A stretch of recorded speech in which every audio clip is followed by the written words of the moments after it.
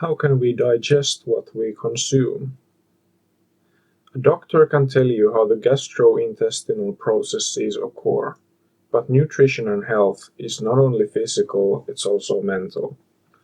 Our body consists of many organs, including the nervous system and the brain.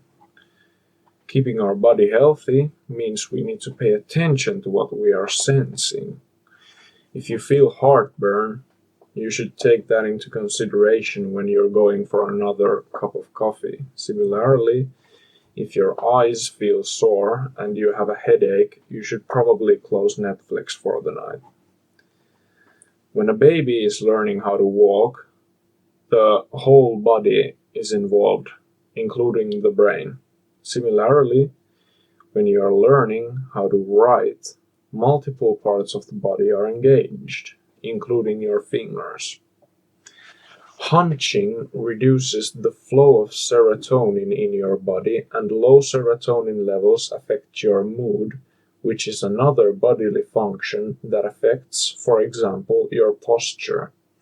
Your emotions are not that different from your organs.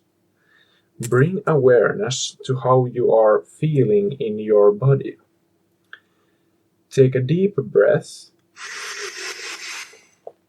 and try to sense how your lungs are expanding. Perhaps you can feel your heart. Hopefully. Tell me, how different are those organs you are sensing from all the different emotions you are sensing? Perhaps you might feel this more clearly if you close your eyes for a moment and focus on your breath. Just let it be. Or perhaps take one big breath and then just let it slide.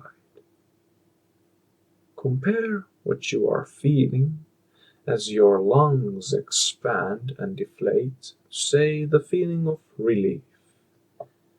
Is relief a different feeling than the feeling of lungs? I don't know. Perhaps your heart feels a bit like, say, compassion.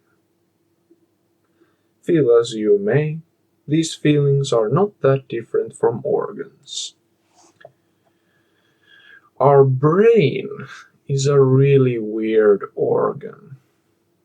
It always feels funny. Sometimes it even feels scary.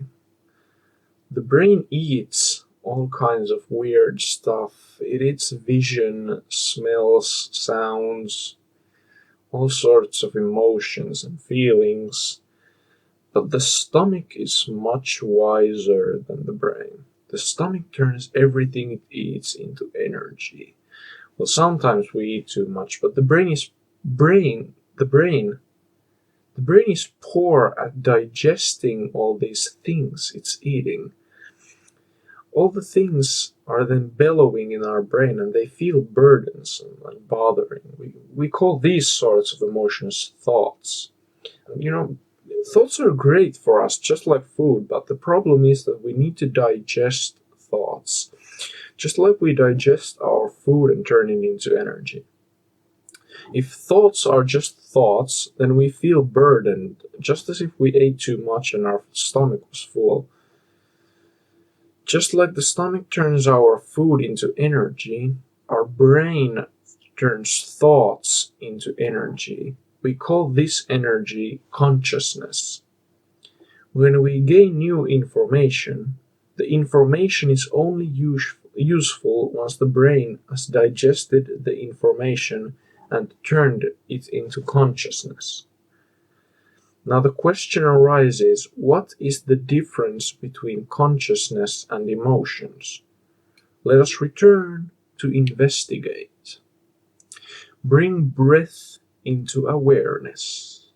Perhaps take one big one first and then just let it flow.